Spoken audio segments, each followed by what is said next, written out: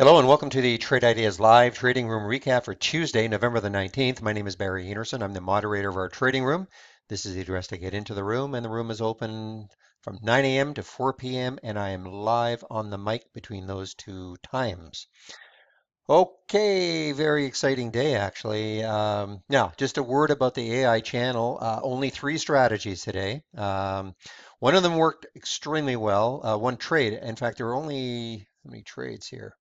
Um, Expand this a second. Only 8 total trades, which is not a bad thing. Okay, now they're going to have to work on this one because they had some of these were short. They were under $5. Dan said that they'll adjust that so that we won't see shorts under $10. Um, but the one that really worked well, it was a CSIQ. Let me just bring that one in.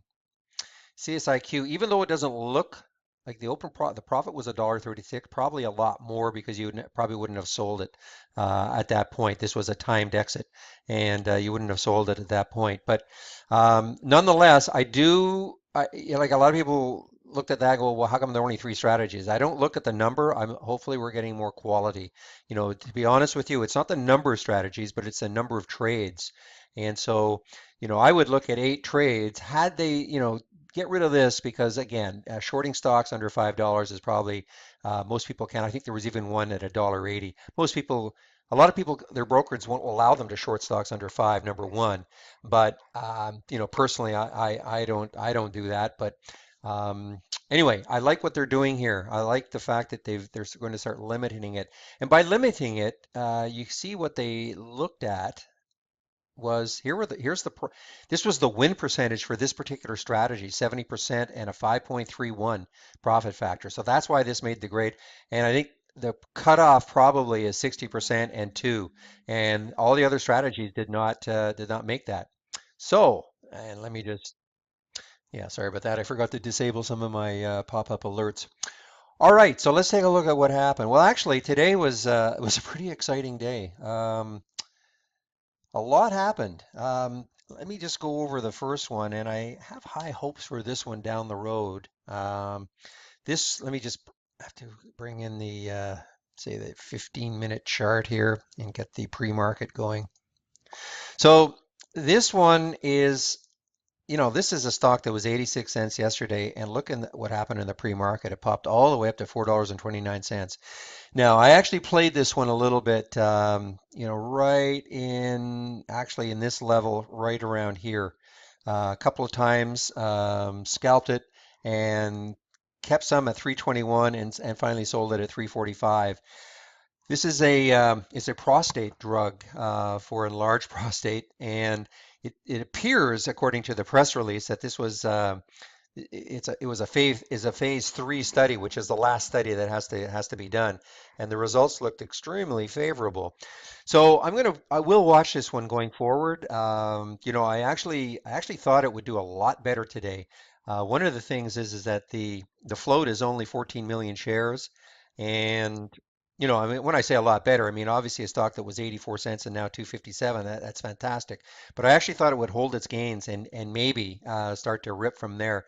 November is Prostate Awareness Month, so this particular press release probably couldn't have happened at a better time. So just one to keep watching for the next little while, just to see if there's some good continuation. And let's see now, DWRE. That was I guess we'll call it my disappointment. This did come from this particular short breakdown. And let me just bring that up again. So the short breakdown and DWRE at 48.94. Now, the problem with this one, as I said in the room, 48.94. So let's just make this a little bit better. So 48.94. So the alert happened right around, well, actually, let's just do this.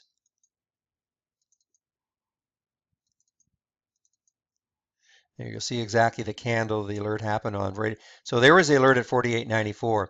So I actually took the trade. I got in at 48.84, It did move down here, but the problem is two things. The spread wasn't great, so it's not like I could have even sold or covered a little bit at 48.59. The other thing is that the volume was was really low. I think it was about 50 odd thousand. That's what I said to people in the room. I said, this is a high risk, low volume, bad spread. But, sometimes what these ones can do, even in low volume, bad spread, is that they can really start to collapse. And it just didn't happen. And so I exited the trade at 48.96 from 48.84. So, and then, it really popped up. But I unfortunately, I did not take advantage of the rebound on it.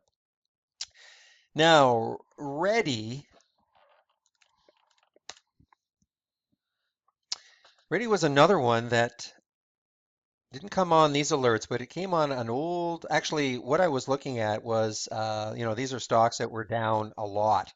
And where would it have been? It would have been on my down the most in dollars. And I was watching this one, and it was an earnings play, I believe. No, let's see now. No, it's not an earnings play. This is Dr. Reddy. So it was something to do with a drug that had to either be recalled, some kind of a pill, something wrong with it. Anyway, that's all I know.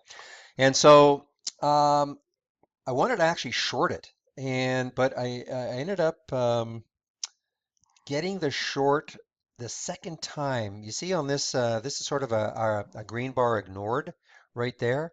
So I took the short right here at 46. Let me just get rid of the crosshair sync and get rid of the symbol linking. There we go. So I actually took the short, right here on this breakdown right there. And I exited. I got a little bit greedy. I was really, really hoping that it would get down through 46. Didn't happen. And I exited in three stages at 46.27, 46.40, and 46.53. So it turned out to be not too bad a trade. I tried to get long again right here and I missed it. I tried to stick it between the bid and the ask and I just missed it. I think some people may have gone long, but this was a nice little reversal trade. But I did just miss it by about a couple of pennies and watch it kind of scoot away from me. The other one was CSIQ. Now this was my miss. This is why I was telling you that here, let me just I gotta link it now in order to. Okay, there you go. So here was the short. This was the short from the AI channel. And, unfortunately, I was so wrapped up in the DWRE trade. And again, because we don't have sound alerts for the AI channel yet, I just flat out missed it. And by the time I saw it, it was already, I mean, the short came at 22.70. Um, yeah, the short was at 22.70, right up here. By the time I saw it, it had already got down here, and I just didn't feel like chasing it. But you can see, right after, I mean, it got all the way down to 21.18, and so, that was just a really, really great play, and in a very short period of time, certainly within half an hour. Probably happened in about 18 or 20 minutes, by the time you could have not, and again, I understand that you can't necessarily get out at the absolute low, but it kept going down to 20.98 before it popped up. So even though the exit price was supposed to be 21.35, it was a 60-minute hold, 60-minute hold. Going down here probably I definitely would have taken some profit as it went down through here and then it moved back up. So actually fairly close to where the exit price was supposed to be at 21.35, because this is about an hour right there. You see 21.35 was the timed exit after 1 hour. So it would have been right around here. But that was a really nice trade. So even though there were only 8 trades, and I would discount 4 of them just because they were the shorts and under and they were too low in price. This one, even though the DWRE didn't work, but you would have got out quickly, this one worked very, very well. Now, what I wanted to say though is that I did reverse the script on this one, and I got in at 22.27 quickly. 22.27 quickly as it started moving up. was waiting for a break of this high right there. So basically playing a reversal. I got in at 22.27. Let me just, it's 22.31, but you get the idea. It was right around here, 22.27. Uh, Took some out at 22.50, and unfortunately, it collapsed back down and it knocked me out at 22.32. And it's kind of jogged all over the place here. Now, this had earnings, and the earnings didn't look that bad, but I guess solar, the whole sector got hit hard. So it didn't, and you can see right here. Here's where it closed yesterday, and here's the post market. And obviously, I mean, the earnings were good. I think revenues are good. I think guidance wasn't bad. I didn't read the entire release, but excuse me, the initial reaction was great. And then unfortunately, Solar's just got hit today. So now the other couple ones that just for entertainment value, VRX.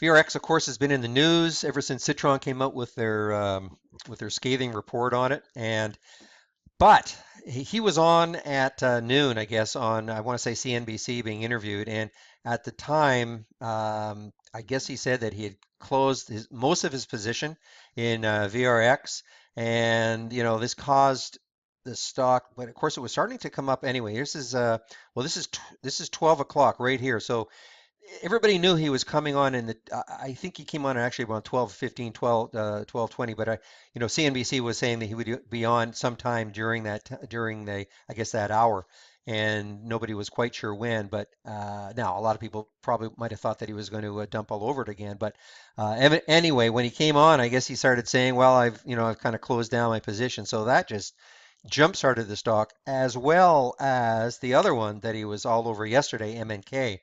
And here's where MNK was yesterday at $70, and then he had it came this is yesterday's I guess in the pre-market, and it was still up here, and then all of a sudden the Citron report came out, absolutely collapsed at $67 down to $52. I mean that's an amazing drop in a very short period of time. Remember these are 50-minute candles, so that's less than 30 minutes. I'll bet you that was probably this is a 15-minute candle, and I'll bet you that happened almost immediately. It's probably in 20 minutes that we had this $17 drop. And then the pop back. But, evidently, I've never heard the guy, but people kind of laugh at him. He doesn't come across as maybe, I don't know. He says things that are, I mean, I hate to quote the guys in our trading room who are listening because they're saying he says some nonsensical things. So this is all secondhand. I've never listened to the guy at all, so I don't really know what he says. But at any rate, MNK and VRX have to be you have to watch. I know I said in the video yesterday to keep an eye on this. Now I didn't get in any of this. This to me is just a guess. I mean, you're hoping that he says something either stupid, which will cause it to go up, or not as negative. But you just don't know what you can possibly expect on a play like this. So as I said to people in the room, and people ask me my opinion on what's going to happen, and I have to say, look, you're on your own in this. I mean, this is just pure emotion, emotional trading. So anyway, that is it. Let me just take another quick look at this one. I'd love to see this close over $3 and hang there and just see what happens with this tomorrow. Because again, phase 3 study seems to be complete. The news release seemed to be good. Um, a mainstream drug for prostate enlargement. It's Movember, so it's prostate awareness month and all that. So could be interesting going forward. All right. That's it for today. Another fairly lengthy video, kind of rambled on and on. Here is again the address to get into the room and live on the mic between 9 o'clock and 4 p.m.